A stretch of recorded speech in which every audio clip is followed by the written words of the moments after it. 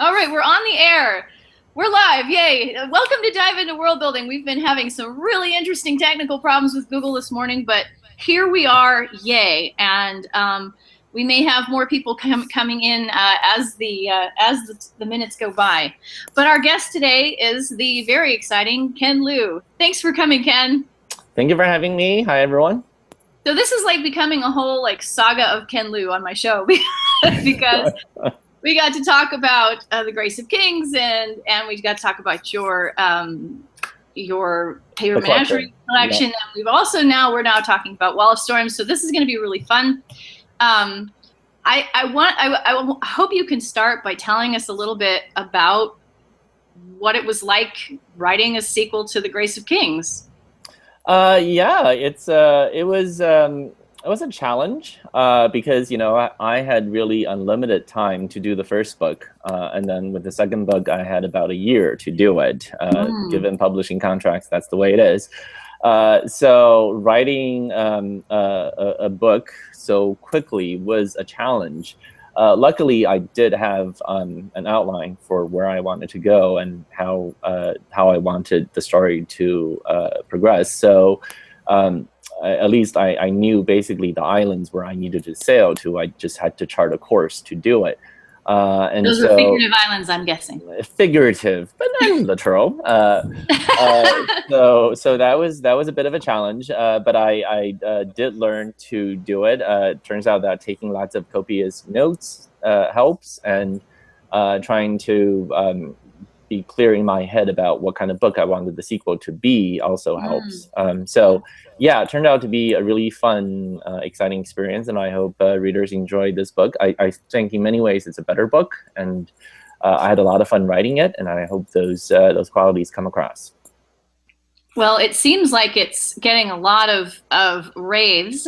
So far, I so actually wouldn't know because I look at reviews that my publicist sends me. So those are the only reviews I look at. well, So I don't really know how people are responding to it. I hope people like it. I certainly enjoyed it. so so um so as I understand it, and I will give you some context. I have sampled the book. I have not read the whole thing because It is a very long book, yes. it is an epic, as they say, and I am all for epics, but epic homework for the hangout was not within my Oh purview. my God, yeah, I can only imagine. Yeah. No, it's meant to be read for pleasure, not as a chore. So yes. I certainly don't want to make people read this book as some kind of assignment. It's really, a fun book. It's meant to be But entertaining. that said, I've read a number of reviews, and I read portions of the book, and I think it's really fun. I think actually for me it's more interesting than the first one, which follows your instincts. So that's kind of That's good.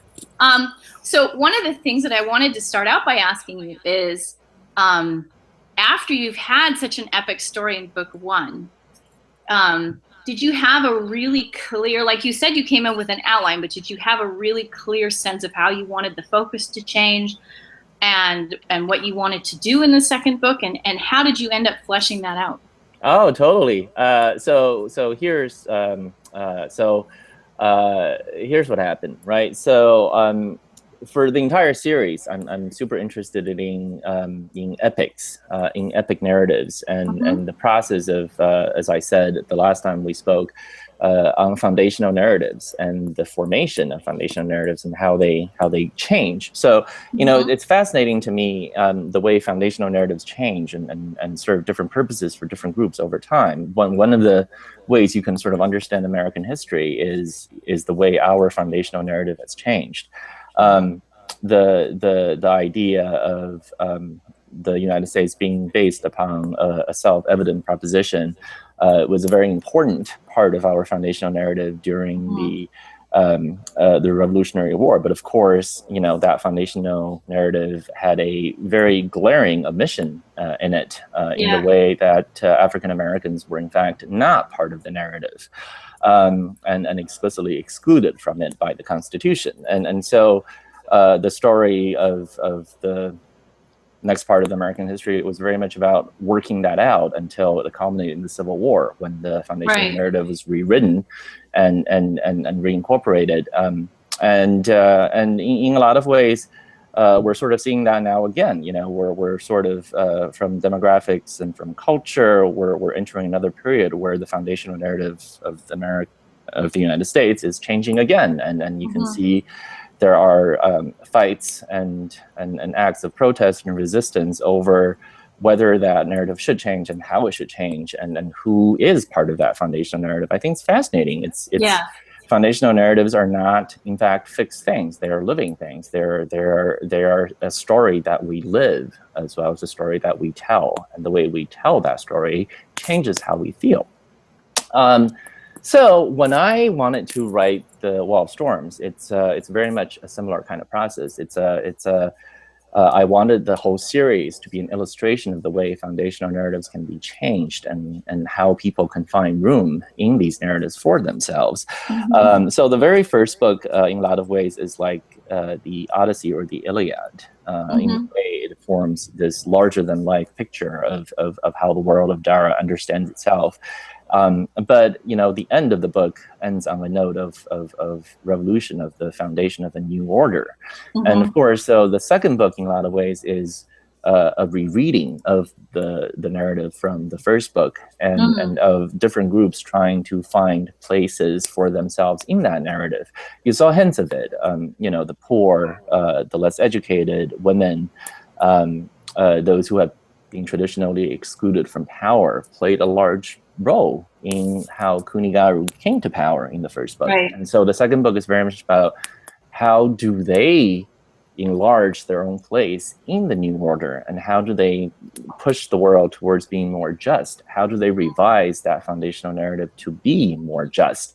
And sometimes this is explicitly done in the book. For example, The Wall of Storms starts off with a storyteller describing a fight between Mata Zindu, the hegemon, and one of his rivals. And the story is very interesting. It glorifies Mata Zindu in a lot of ways. It talks about his heroism, his nobility, the way he held on to faith and to justice. And of course, if you compare it to that version of the story to what actually happened in The Grace of Kings, you'll see that there are many deviations besides the exaggerations, but also Mata Zindu's disregard for anybody who is not of the noble class is not mentioned. He has become a champion of a kind of nobility. He has become idealized in the story into a symbol of resistance to the new order in a way that he himself would not have recognized. And that's what I think is so interesting, the way we change great men and women of history to serve as symbols for our new narratives, divorced from what they were before. Much the same way that our founding fathers often cited to Greek and Roman models to support their own political vision, often divorced from the historical context in which those figures occurred. And so, in the first chapter, as the storyteller is telling the story about Mata Zindu, you see Kuni's children in disguise listening to this story and arguing amongst themselves about what this means, whether the storyteller's version of the tale is something worth believing in, and if so, what aspects of it should they believe? This is made even more explicit later on when the children's royal tutor, imperial tutor, is trying to teach them a little bit about history. And Princess Kikomi's story is brought up, and Princess Thera offers a resistant reading of her story that's very different from how most of the court historians, all of them men, have decided to read her story. And Thera says, well, I don't actually agree with this version. I have studied her life, and I have studied her writings, and I have studied other documents and tales about her, and I believe she was a great hero, and this is what she did. This is very different from, of course, the version of Princess Kikomi that her teacher tries to tell her. And what I think is interesting in that scene is the fact that the tutor, who up to that point has been portrayed as a rather hidebound, conservative figure who does not seem to be open to new ideas, actually says, Thera, you're right. A great moment in a teacher's life is when the student challenges him and teaches him something. And I thank you for doing so.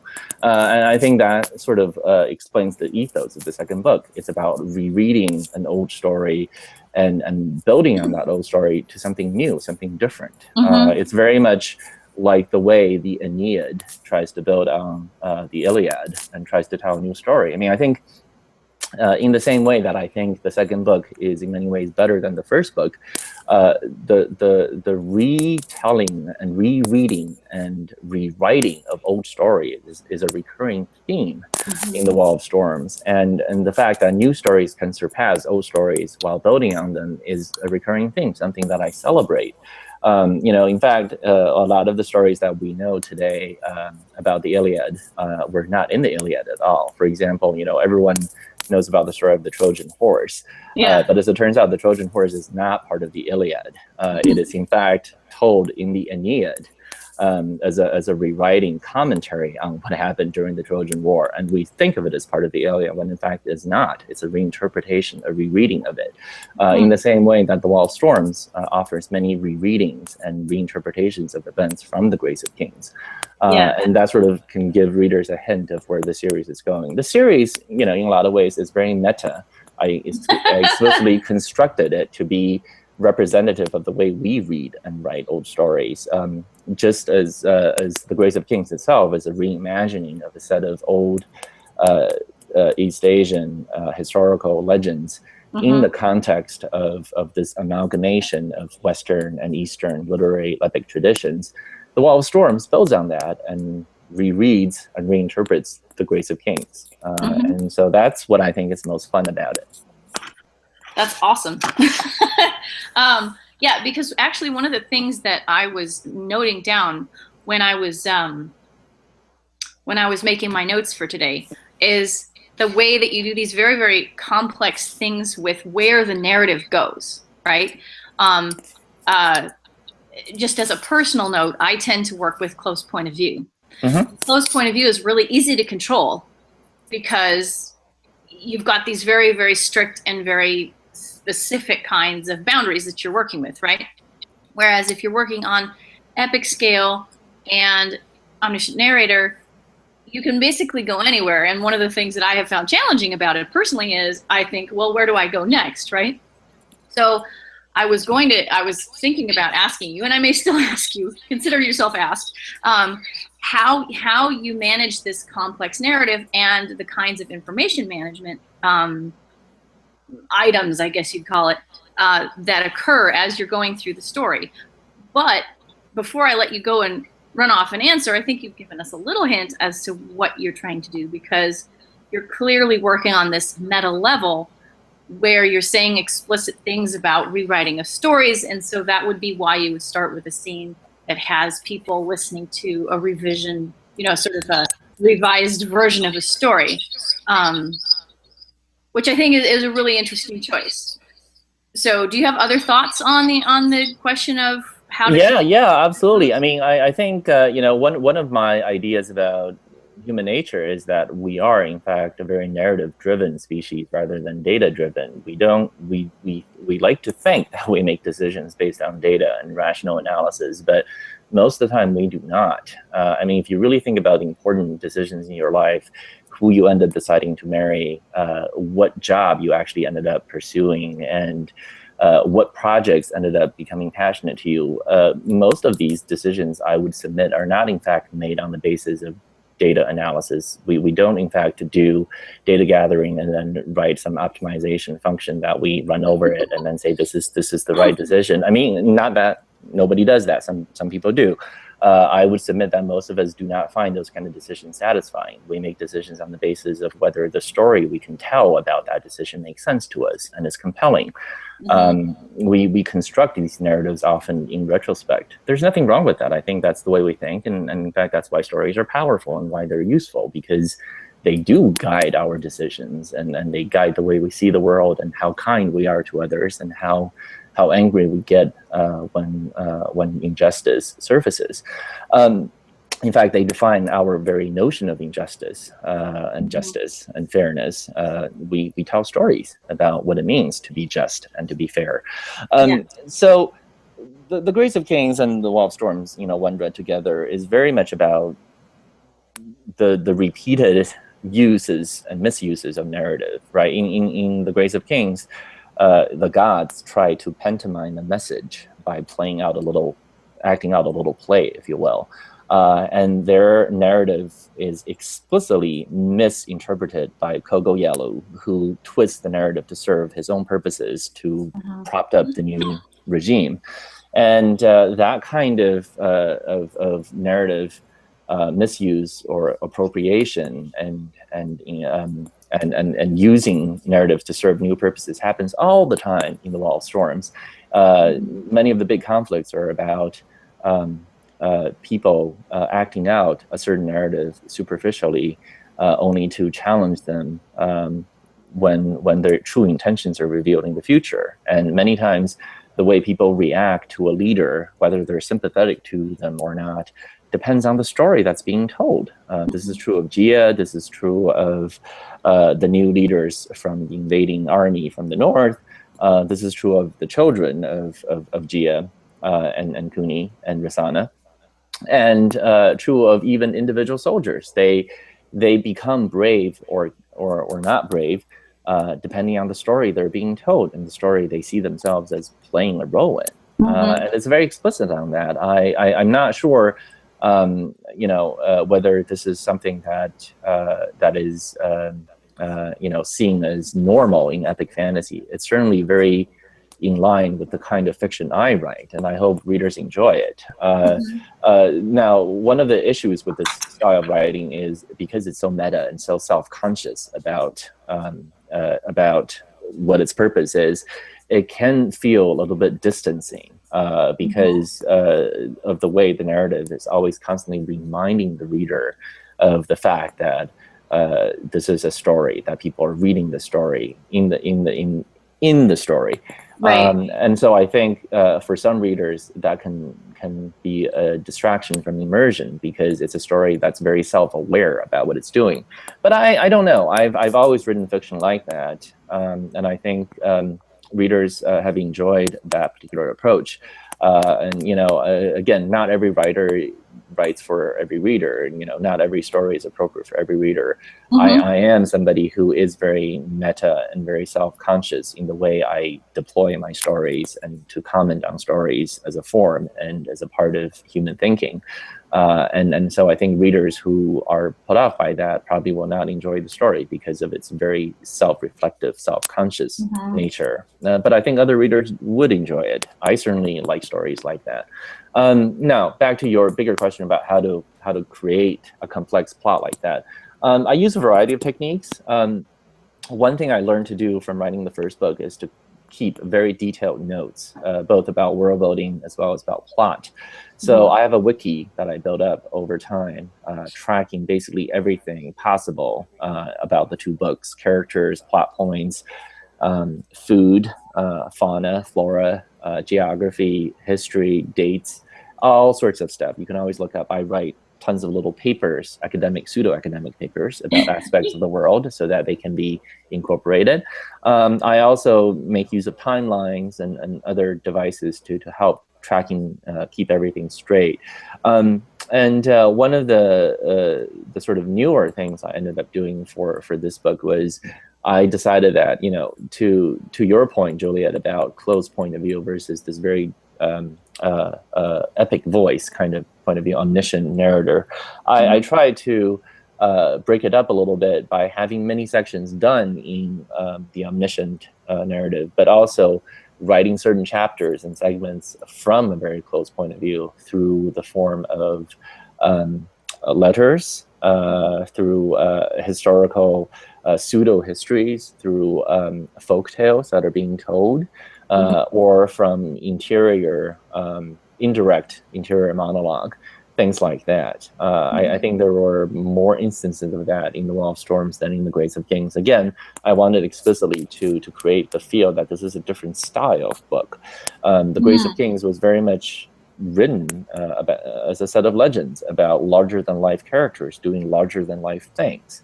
The Wall of Storms is about the next generation, and so the characters are now much more human-sized. Even legendary characters like Jia are now much more human, complicated, and they make decisions that are true to their character.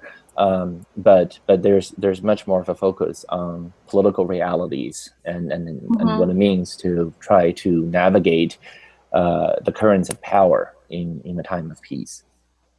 Yeah. Oh, right. Sorry. I was going to write a note and then I lost it and I was like, all right. I found it again. It's all good. Okay, super. Yeah, so it's interesting that you should mention Gia, because one of the reviews that I read mentioned that she had changed a lot between the two books. And in fact, I remember as I've been following along with the, I guess you'd call it the ancillary narratives provided by the reviews of these books. There was a concern when I was talking about and reading about the first book, where people were saying, well, you know, the women, they all really seem cool, except that they're just not that many of them and stuff like this. And then it's clear that you went much deeper into the feminine points of view in this book. And I wondered if you could share some thoughts on how and why you did that. Yeah, well, I mean, I actually, you know, it's funny you bring that, because the shift between the two books was part of the plan, if you will. That was how that was sort of how I designed the series. The idea was, in fact, that the first book is meant to be this narrative that does not have a lot of place for everybody in it. You don't see a huge amount of participation by the poor and by those who are not, you know, part of the militaristic code. And you certainly don't see a lot of women early on. And part of the problem, part of the conflict in the first book is, in fact, the assertion of power by the women in the book, and their efforts to create a space for themselves in this very courtly narrative. They have always been there, but the problem is that the courtly narrative has always excluded them from it. And so the second book, when I was planning it before I finished the first book, was always meant to be a continuation of that process and how that effort would work out. And so you know, it's not like I made any decision. It's that the plot trajectory for what I was trying to do, the plan required that the women characters assert themselves along with other points of view that were also explicitly excluded from the first book. That was part of the plan. The architecture of the three books was you build something in the first book so that the second book could overturn it and sort of blow it up. And so that was the thought process behind it. And so I just carried out the plan I always wanted to do. And Gia is an example of that, right? Gia's a narrative in the first book is very much constrained. She is constrained by custom and by her own lack of confidence in her own abilities into playing a certain role. But as the first book comes to an end, you see her growing into a new role, which is that she says that I'm going to carry out my political ambitions because I have certain goals for how the world ought to be. And the second book sort of shows how she carries that out. Now, is she a hero or is she a villain? That's not clear. The narrative does not come down on one side or the other. I think I think because she is such a complicated character and she does so many horrible things, and yet for ostensibly good reasons. Some readers are probably confused as to how to take her. That's one of the things that she changed. But I think that's not as useful a question as you know, the meta question I asked, which is how do we understand history, right? So again, like Princess Kikomi, right? She has a certain narrative in the first book, and in the second book, you see that the official interpretation for her story is the one that she wanted to leave behind, which is that which is one that disguises her true intentions, and she had to sacrifice her good name in order to carry out her political goals, and the official narrative accepts that destruction of her reputation. But Thera is somebody who does not believe that official account, and she tries to recover the truth. Now, she has no proof for it. She only can intuit, based on her understanding of character and of human nature, to recover the truth behind what Princess Kikomi did. I think that's, in some ways, a good way to understand what happens to Jia. Jia has, I would submit, throughout the second book, revealed her intentions more than once, but in a way that does not necessarily cause the reader or other characters to believe her. And so she is an ambivalent character. She does do horrible things, and she does do them for perhaps good reasons. It's not clear. And I do want to leave it that way, because most historical figures, I submit, are like that. They are ambivalent, and they are open to multiple interpretation. And I wanted to write a character who is believable in that way, and who is, in fact, a powerful politician who is not likable. There's no reason. I think there's too much emphasis on writing powerful figures to be likable, and they don't have to be. I view Jia as probably one of the most important characters throughout the 3 books that I'm writing in the Dandelion Dynasty. But she is not likable, and she doesn't need to be. She doesn't care to be, really. In fact, for some of her purposes, not being likable is an advantage. But nonetheless, she should be respected. That's what I wanted to get across. Cool.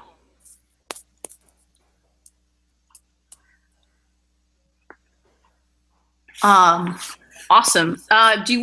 Would you care to comment on the character of Zomi?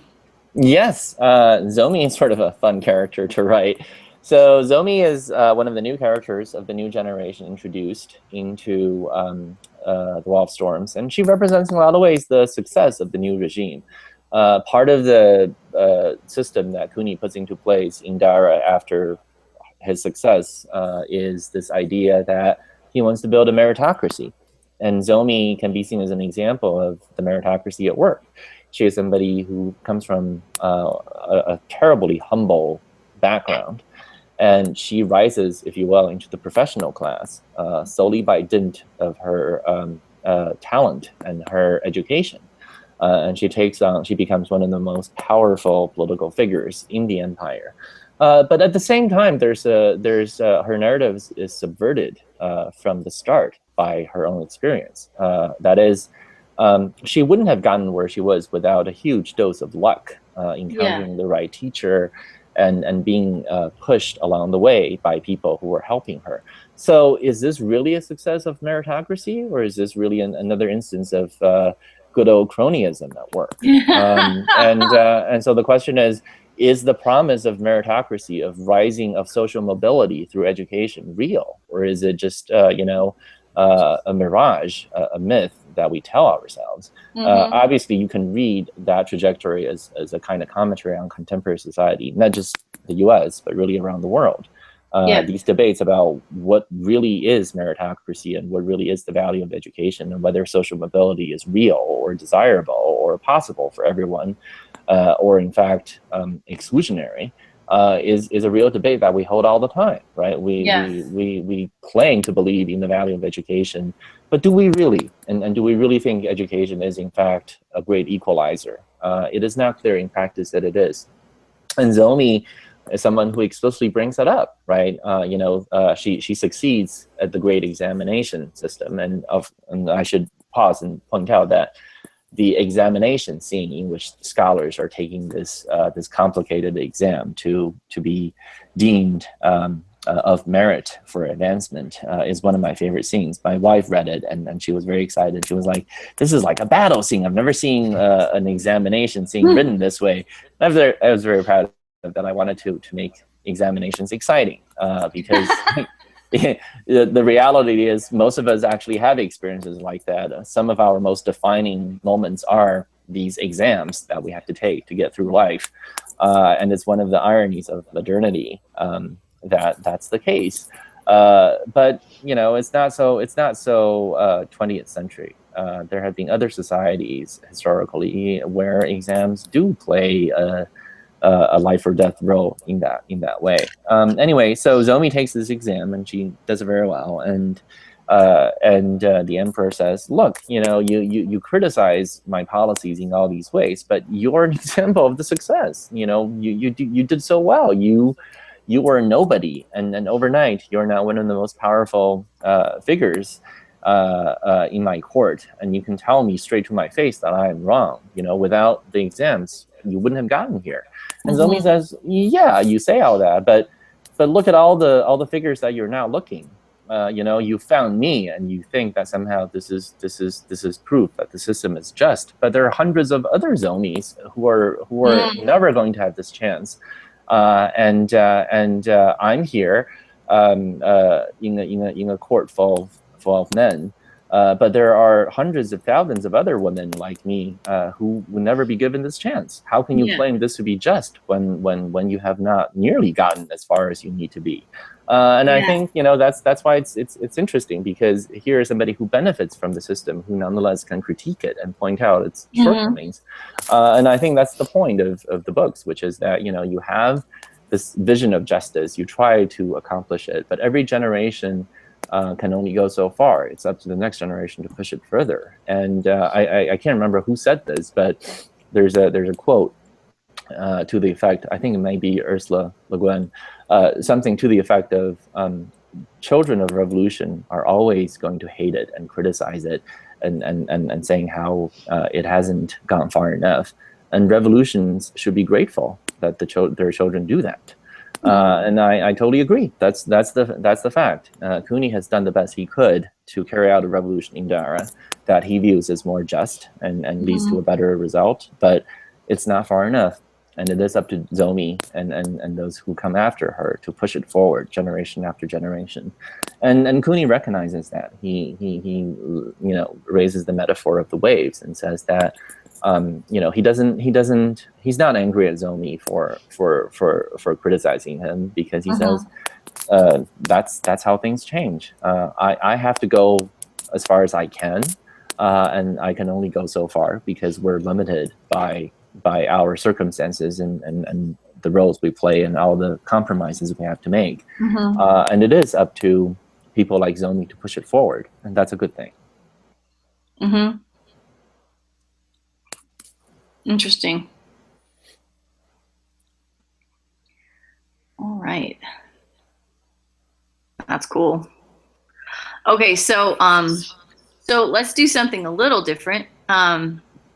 We've talked a little bit about how you handled the development of the narrative, and we've talked a little bit about how you developed the characters and the way that they were portrayed in the story.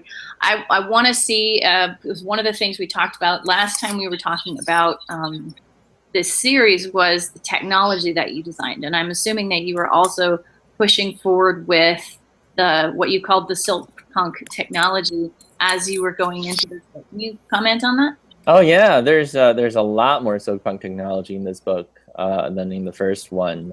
Technology progresses apace, both in peace and in war. I had a lot of fun researching various ways for the technology to move forward. I mean, I think I mentioned this, but one of the metaphors I'm using is W. Brian Arthur's view of technology and its progress as a kind of poetry, right? So based on our modern understanding of how poets in the oral tradition worked, the way they do their work is they don't memorize everything they're reciting. What they do is they have a basic outline for the plot they want to recite, and then they draw upon a storehouse, a repertoire of kennings, of tropes, of catalogs, of standard comparisons and standard poetic phrasing that they just sort of innovate and improvise on the fly by drawing on this catalog of tropes, kind of like how improvisational comedy works. Right. And it's one of the techniques that improv comedy practitioners use. And engineers are very similar to that. Engineers are called upon to solve new problems all the time, and they have a storehouse of existing machines and technologies and techniques that they improvise with to solve the problem. And just like poets, who are constantly incorporating also new phenomenon to add to their storehouse of tropes by drawing upon colloquial language and slang and the way people are talking in the new age. Technology relies upon discovering and harnessing of new phenomena to build new subcomponents that can be incorporated into new machines. And so in the Wall of Storms, you see that happening a lot. There's a lot of discussion about learning new aspects of the world, discovering new forces, new physical phenomena that can be incorporated and harnessed into new machines. So there's lots of new war machines as well as machines for peace, and there's a lot of joy and excitement in the engineering of it. You know, the Wall of Storms and the Graves of Kings are low magic fantasy in that the magic is very low and restricted often to specific artifacts or to the gods. Yeah.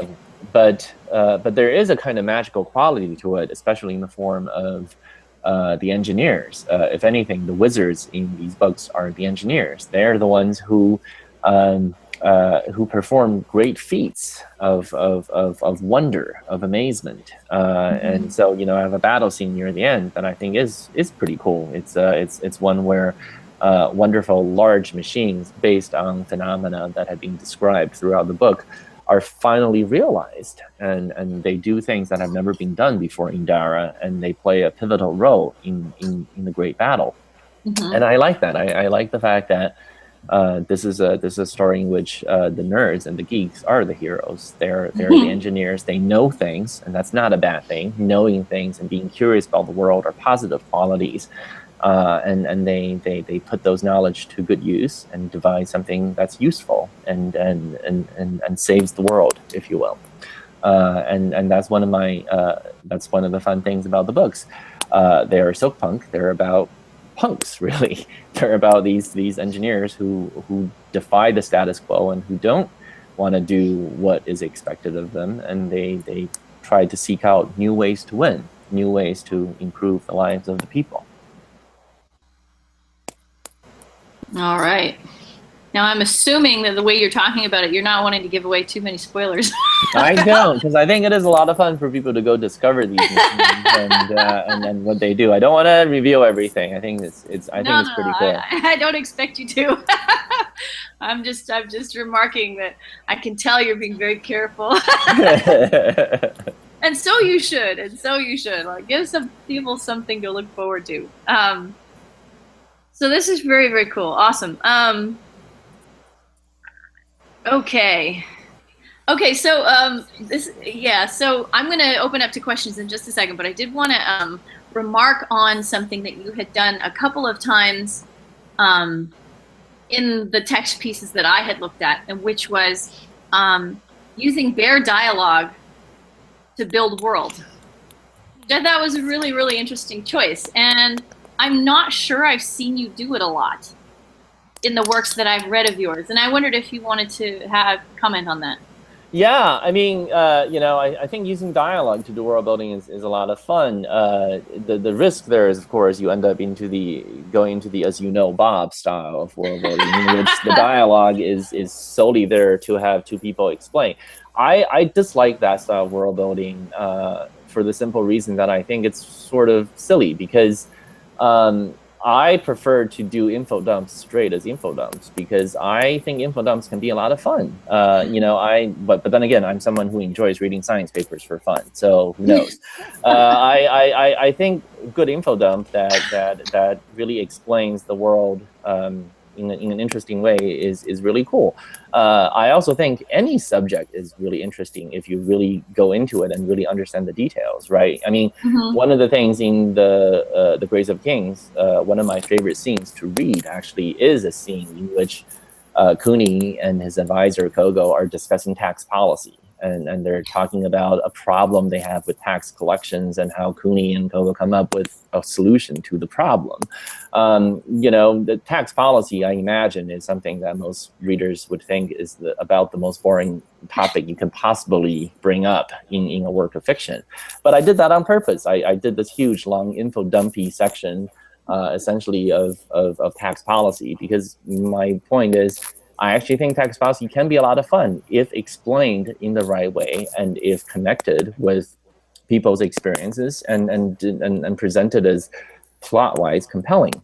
And so I read that section, and my pitch to readers is, look, you guys had fun, right? You laughed at that section. So if tax policy can be interesting when I write it, then you probably will find the rest of the book very interesting as well, because there will be even more exciting subjects. And I do the same thing in The Wall of Storms. There are sections where the world building is conducted through dialogue, because I want people to be talking about something that's relevant to them, to their lives, and they're trying to solve a real problem by talking to each other, because that is how we solve problems. We talk to each other and try to figure out a solution. And I have characters engaging explicitly in that kind of shop talk. They are engineers, scholars, and they talk about something that's relevant to them, whether it's a teacher trying to explain a difficult concept to a student and the student challenging the teacher on his understanding of it. There are a lot of sections between Zomi and her teacher about the foundation of the Dara writing system. And I think it was a good way to both introduce the reader to the Dara writing system and how important it is to the culture, and the ways that it both enables certain types of conversation and types of literary production, and also inhibits other types of literary production and other types of linguistic use. And I think those things are useful. They're interesting. This is a great way to have a dialogue, to have characters trying to solve a problem by talking to each other, and to also reveal to you some aspect of the world. So, that's my little craft sidebar on that. And actually, one last thing. You have, among these little dialogue sections, you have discussions between the gods. And given the complexity of your vision for the whole series, and the way that you're talking about how we reinterpret narratives and that kind of thing, I wonder how you place the relationship between the gods in that kind of a framework, because I think obviously if you have a system that has lots of different gods who do lots of different things, there's more complexity, right?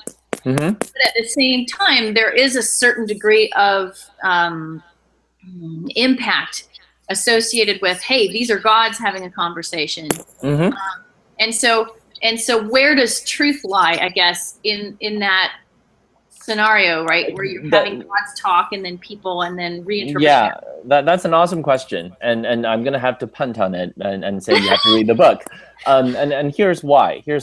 The whole idea of the gods is actually a huge part of the Wall of Storms, and I'm using the gods in the Wall of Storms to explore a phenomenon that is very much of our experience, but isn't discussed much in fiction, as far as I know. I mean, of course, it's being done by other people, but I'm just saying it's not a dominant part of how we talk about the gods, which is the way that gods change when they migrate with people to different contexts. Obviously we all know the history of how the Greek gods became identified with Roman gods over time as a result of conquest and incorporation, and the mapping was established between them. We also know about the history of how Christianity, as it spread into so-called pagan areas, incorporated pagan traditions and pagan gods and figures into Christianity as either as saints or angels, or as aspects of Jesus and Mary in some manner. But we don't tend to discuss that or portray that in fiction explicitly that much. The Wall of Storms actually does do that. One of the things that you see in there is the gods of Dara. There's a long debate in there with the people of Tanadu that explains how the gods of Dara came to be the way they are. They have not always been that way. Dara, as you know, is a settled land. It's not a land in which the people of Dara are natives. They came to this land from overseas, bring with them certain beliefs. And so the question is, how did the gods come to be the way they are, and to what extent they have been changed by this wave of migration? And similarly, in the Wall of Storms, a new people show up in Dara as invaders. And of course, they bring with them their own religious ideas. And so again, you see the gods responding to that and how they change. Of course, this is a metaphor for the way we adapt our religious imagery and religious beliefs to change circumstance, to migration, to new people. But I don't think I've seen too many fantasy settings that portray this explicitly and try to discuss it. And so I want to leave the reality of the gods and who they are and where the truth is ambivalent in this discussion, because I think readers will read my book and come to different conclusions. There is an explicit long few chapters, especially near the end, that's explicitly focused on the way the gods evolve or change, or maybe not change, depending on who is worshiping them and who comes to claim to do things in their name. All right. Okay, awesome. And so at this point, since it's 11 o'clock and you said you maybe would be able to stay a little over, I thought we would start, we would just do a few questions from... Oh, absolutely. But before we get into the question, I just want to make a pitch for...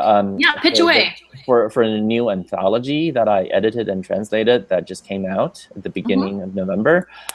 So there's an anthology called Invisible Planets from Tor Books that I edited and translated. It's the first anthology of in the English language of contemporary Chinese science fiction. By contemporary Chinese science fiction, I mean things written after the 90s.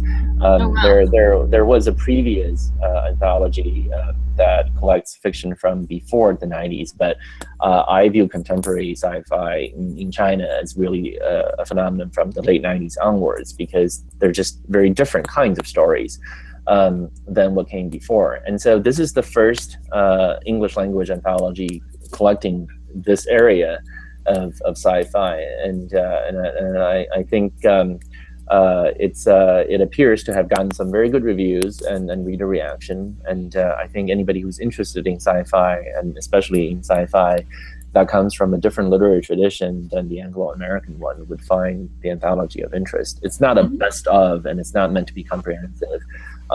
But they are stories that I particularly like, and I think they give you a sense of just to what extent and how different and how interesting sci-fi being written in China really is. It's not just the three-body problem. There's actually a much bigger world of other writers who approach sci-fi as a storytelling genre and technique in very different ways.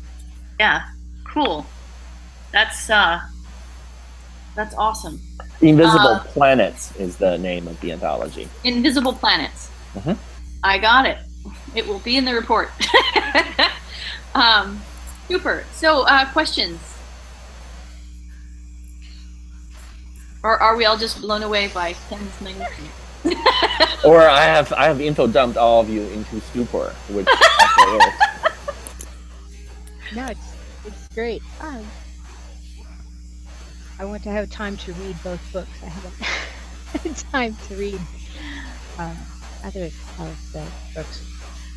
I'm behind. Well, it sounds like steampunk. I think that must be Reggie. What? Your steam puffs have come back. No. Yay. So I'm like, okay, you started talking about the technology of silk punk, and right now in my bedroom where I am, it's in office, it is freezing. So I'm like, what would the silk punk technology be where I wouldn't have to move? But I can be warm right now. If I recall correctly, there seems to be a lot of feedback. Okay. Yeah. If I recall correctly, there is actually a lot of discussion about keeping warm in the Wall of Storms. I think they rely on a pretty old technology that's pretty universal. I think they do a wood-burning stove. At least that's what they started. But I will say that for the next book, there is going to be a section that deals with how to cool things down and how to cool people down. Proto silk punk air conditioning. There are some thoughts I have on how to do that. So wait and see. Awesome. Other things? So do you have the third book outlined So already? yeah, so I am not the type of writer who writes a detailed outline before a book. I find that usually kills my interest in writing the book if I actually try to do an outline for it. Even for short stories, I think if I write a detailed outline, my general reaction is, that sounds so boring, I have no interest in writing it anymore.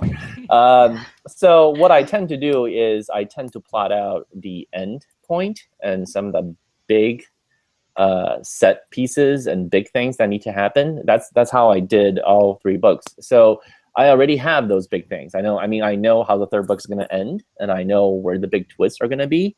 All that can be written down in basically 3 or 4 sentences. But that's the kind of outline that I'm comfortable with. Basically, I know there are some major peaks and some major islands in the sea I need to get to. Exactly how to get there, I do not care. I don't want to find out until I start writing it. I like to just plot a complicated course that meanders around from island to island. I know where the landmarks are going to be, and I'm going to go wander around and have fun as I get to them. That's my style of writing. Cool. And I'm wondering, is the third book going to be like the third generation from the first book, or is it going to be like a direct sequel? No spoilers. Oh no! Okay. But let me put it this way: it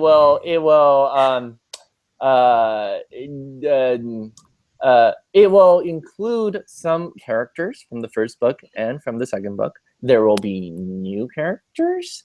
There will be more of that rereading and rewriting of the narrative. But fundamentally, the structure of the books are: first book sets out a world. Second book is about turning it upside down, blowing it up. Third book is about trying to create a synthesis of a new order that will, in some ways, represent a step forward from the old, broken way of doing things, but also leave room for future imagination. It's very much, the 3 books taken together is very much a book about political revolution and cultural revolution, and the way that we incorporate the past into our present in the process of building a future. That's all I'm willing to say. Not gonna say more than that, because it would just give away too much. Awesome. Well, it's been fantastic having you. Morgan, any last thoughts? No, but I really am looking forward to reading the second one because of all you said about the changes in the religion, which I think means I have to read the first one first, don't I? Though, to be fair, I did hear that the second book stands alone pretty well also. Yes, I have heard that. I certainly wrote it intending it to be part of the same story, so that if you read the first book, you would get a lot more out of the second book. But I have heard more than one person say that the second book actually stands alone pretty well. In fact, one person who did not read the first book read the second book and enjoyed it very much. So your mileage may vary, but at least some readers seem to think that is entirely doable. I wonder if it would be interesting to sort of see if you could read them out of order for a reinterpretation. I sort of because after I read Jeff Vandermeer's Area X trilogy, and they had to go back to the library, unfortunately. But I was thinking very hard that you could almost, if you read them in a different order, come to almost completely different conclusions, and that they could work in different order and be something new in different order. And I think that's amazing. If you can do that, I can. I'm not that smart to write that well. I didn't write with that kind of reading order in mind, but yeah, you're right. That would be kind of interesting. I mean, I've always believed that the way a book gets meaning is through a collaboration really between the reader and the writer. So if the reader reads the book in a way that she chooses, that's different from the way I intended, interesting things can result. So I'd be curious to know, how the reader would interpret the books if they read it that way. Cool. Well, I'm going to say thank you so much, Ken, for being here, and thank you everybody for putting up with all the technical difficulties that we had getting this started. It's just, this obviously is an amazing book, and I encourage you all to go read it, and I should go and read it. And next week will be the 23rd of November, and I'm not sure. Are you guys in the mood to meet on a day right before Thanksgiving? I will be on my way out of town. So. Yeah, that's a tough one. That's a tough Yeah, so one. let's skip next week and meet again on the 30th, if that sounds fair. And we will talk about friendship. Oh, yay! My topic. Yay! I like it. And thank you again, Ken. You're wonderful, and you're always welcome. And anytime you have a new book or a thing. Well, thank you for having me. It's been a pleasure to chat with everyone. Yeah. All right. Thanks everybody for being here. I'm going to stop the broadcast. Yay.